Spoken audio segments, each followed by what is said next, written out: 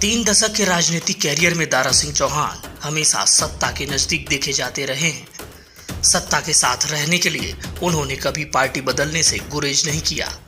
यही वजह है कि उनके विधानसभा क्षेत्र में मतदाता से लेकर नेता तक उन्हें चुनावी मौसम वैज्ञानिक कहते हैं।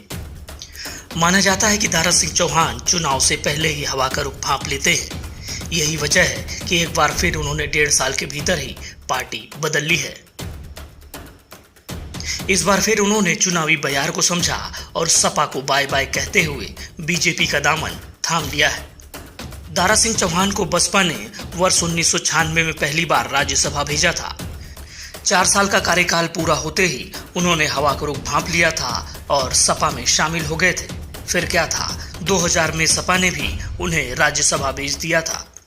वर्ष 2006 में राज्यसभा कार्यकाल पूरा हुआ। इसी बीच उन्होंने राजनीति की हवा को परखा और वर्ष 2007 के चुनाव से पहले बसपा में शामिल हो गए थे।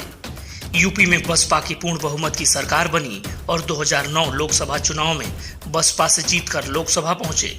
वर्ष 2014 के लोकसभा चुनाव में देश में भाजपा की सरकार बनी तो भाजपा की तरफ खिंचते चले गए। 12 फरवरी 2015 को बीजेपी में शामिल हो गए। दारा सिंह चौहान को भाजपा ने पिछड़ी जाति प्रकोष्ठ का राष्ट्रीय अध्यक्ष बना दिया था।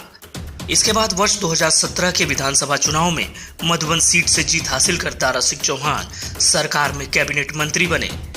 इसके बाद 2022 विधानसभा चुनाव के पूर्व 12 जनवरी को अचानक भाजपा पर उपेक्षा का आरोप लगाते हुए पार्टी व कैबिनेट मंत्री के पद से इस्तीफा दे दिया था।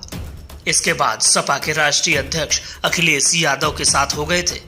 अखिलेश यादव ने उन्हें सपा से घोसी विधानसभा का प्रत्याशी बनाया था और उन्होंने भाजपा के विजय राजभर को लगभग 22,000 वोटों से हराकर जीत हासिल की थी। लगभग 1.5 साल से सपा के विधायक रहे दारा सिंह चौहान ने बीते 15 जुलाई को विधानसभा अध्यक्ष को अपना इस्तीफा सौंप दिया और भाजपा में शामिल हो गए।